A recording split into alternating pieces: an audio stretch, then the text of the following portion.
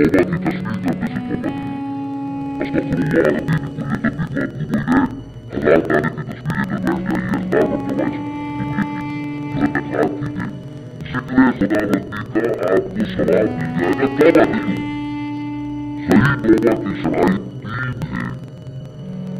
सबसे पहले ये कि गुनाह पर वाकई हकीकी पशेमानी दिल में होगी ये मैं क्या करूँ, ये पशेमानी करूँगा।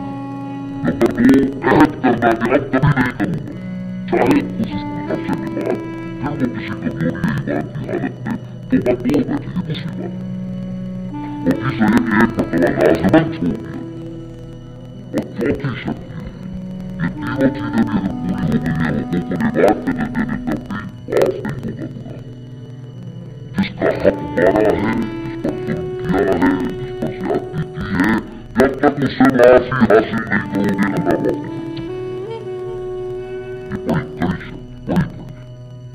वरना क्या होगा क़यामत के दिन तुम्हारी नेकियां उसको दी जाएगी उसके बड़े में डाल, उसकी दिमाग तरक्सी सिर्फ नहीं होगी, एक अमाल पता होगा